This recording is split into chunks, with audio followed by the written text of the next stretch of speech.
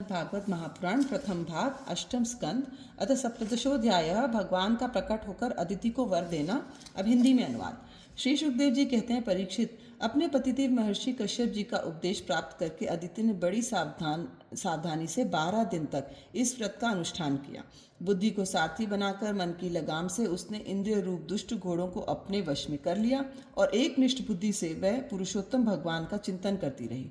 उसने एकाग्र बुद्धि से अपने मन को सर्वात्मा भगवान वासुदेव में पूर्ण रूप से लगाकर पयोव्रत का अनुष्ठान किया। तब पुरुषोत्तम भगवान उसके सामने प्रकट हुए।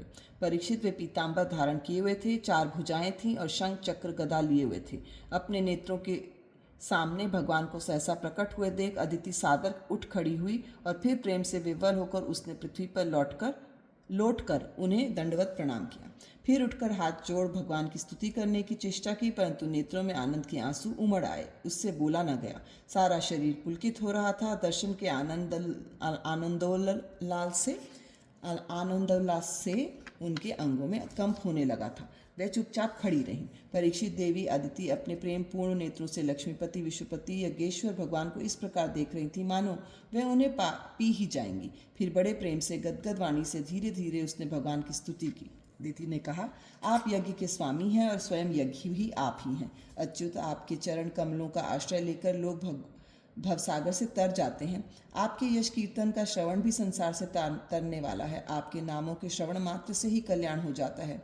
आदि पुरुष जो आपकी शरण में आ जाता है उसकी सारी विपत्तियों का आप नाश कर देते हैं। भगवान, आप तीनों के स्वामी हैं, आप हमारा कल्याण कीजिए। आप विश्व की उत्पत्ति, स्थिति और प्रलय के कारण हैं और विश्व रूप भी आप ही हैं। अनंत होने पर भी स्वच्छंदता से आप अनेक शक्ति और गुणों को स्वीकार कर लेते हैं।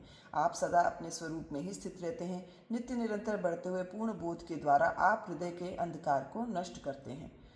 भगवान, मैं आपको नमस्कार करती हूँ। प्रभु अनंत, जब आप प्रसन्न हो जाते हैं तब मनुष्यों को ब्रह्मा जी की दीर्घ आयु, उनके ही समान दिव्य शरीर, प्रत्येक अभीष्ट वस्तु, अतुलित धन, स्वर्ग, पृथ्वी, पाताल, योग की समस्त सिद्धियाँ, अर्थ, धर्म, काम, रूप, त्रिवर्ग और केवल ज्ञान तक प्राप्त हो जाता है। फिर शत्रुओं पर विजय प्राप्त करना आदि जो छोटी मोटी कामनाएं हैं उनके संबंध में तो कहना ही क्या है। श्री सुखदेव जी कहते हैं, परीक्षित, जब अदिति ने इस प्रकार कमल नयन भगवान की स्तुति की तब समस्त प्राणियों के हृदय में रहकर उनकी गतिविधि जानने वाले भगवान ने ये बात कही।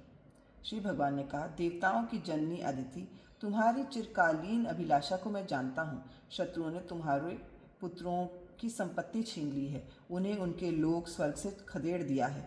तुम चाहती हो कि युद्ध में तुम्हारे पुत्र उन मतवाले और बली असुरों को जीतकर विजय लक्ष्मी प्राप्त करें, तब तुम उनके साथ भगवान की उपासना करो। तुम्हारी इच्छा ये भी है कि तुम्हारे इंद्रादि पुत्र जब शत्रुओं को मार डालें तब तुम उनकी रोती हुई दुखी स्त्रियों को अपनी आंखों से देख सको। अदिति, तुम चाहती हो कि तुम्हारे पुत्र धन और शक्ति से समृद्ध हो जाएं, उनकी कीर्ति और ऐश्वर्य उन्हें फिर से प्राप्त हो जाएं तथा वे स्वर्ग पर अधिकार जमाकर पूर्ववत विहार करें। परंतु देवी, वे असुर सेनापति इस समय जीते नहीं जा सकते, ऐसा मेरा निश्चय है, क्योंकि ईश्वर और ब्राह्मण इस समय उनके अनुकूल हैं। इस समय उनके साथ यदि लड़ाई छेड़ी जाएगी तो उससे सुख मिलने की आशा नहीं है। फिर भी देवी, तुम्हारी इस व्रत के अनुष्ठान से मैं बहुत प्रसन्न हूँ, इसलिए मुझे इस संबंध में कोई ना कोई उपाय सोचना ही पड़ेगा, क्योंकि मेरी आराधना व्यर्थ तो होनी नहीं चाहिए। उससे श्रद्धा के अनुसार फल अवश्य मिलता है। तुमने अपने पुत्रों की रक्षा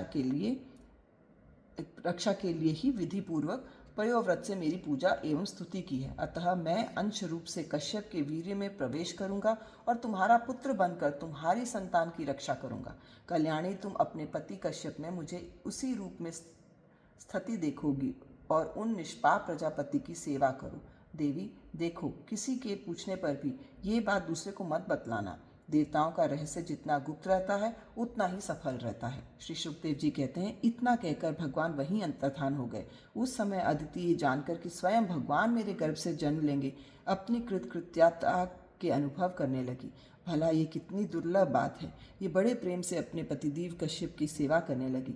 कश्यप जी सत्यदर्शी थे, उनके नेत्रों से कोई बात छिपी नहीं रहती थी। अपने समाधि योग से उन्होंने जान लिया कि भगवान का अंश मेरे अंदर प्रविष्ट हो गया है। जैसे वायु काठ में अग्नि का आधान करती है, वैसे ही कश्यप जी ने समाहित चित्त से अपनी तपस्या के द्वारा चिर संचित वीर्य का अदिति में आधान किया। जब ब्रह्मा जी को ये बात मालूम हुई कि अदिति के गर्भ में तो स्वयं अविनाशी भगवान आए हैं, तब वे भगवान के रहस्यमय नामों से उनकी स्तुति करने लगे। ब्रह्मा जी ने कहा, समग्र कीर्ति के आश्रय भगवान आपकी जय हो। अनंत शक्तियों के अधिष्ठान आपके चरणों में नमस्कार है। ब्रह्मण्य देव, त्रिगुणों के नियामक, आपके चरणों में मेरे बार बार प्रणाम है। वृष्णि के पुत्र रूप में उत्पन्न होने वाले, वेदों के समस्त ज्ञान को अपने अंदर रखने वाले प्रभु, वास्तव में आप ही सबके विधाता हैं। मैं आपको बार बार नमस्कार करता हूँ। ये तीनों लोक आपकी नाभि में स्थित हैं। तीनों लोकों से परे वैकुंठ में आप निवास करते हैं। जीवों के अंतःकरण में आप सर्वदा विराजमान रहते हैं। ऐसे सर्वव्यापक विष्णु को मैं नमस्कार करता हूँ। प्रभु, आप ही संसार के अदिति, अंत और इसलिए मध्य में भी हैं। यही कारण है कि वेद अनंत शक्ति पुरुष के रूप में आपका वर्णन करते हैं। जैसे गहरा स्रोत अपने भीतर बड़े हुए तिनके को बाहर ले जाता है, वैसे ही आप काल रूप से संसार का धारा प्रवाह संचालन करते रहते हैं। आप चराचर प्रजा और प्रजापतियों को भी उत्पन्न करने वाले मूल कारण हैं। देवाधिदेव, जैसे जल में डूबते हुए के लिए नौका ही सहारा है, वैसे ही स्वर्ग से भगाए हुए देवताओं के लिए एकमात्र आप ही आश्रय हैं। इति श्रीमद्भागवते महापुराणे पारमहंस्यायां संहितायाम् अष्टमस्कन्धे वामन प्रादुर्भावे सप्तदशोऽध्यायः।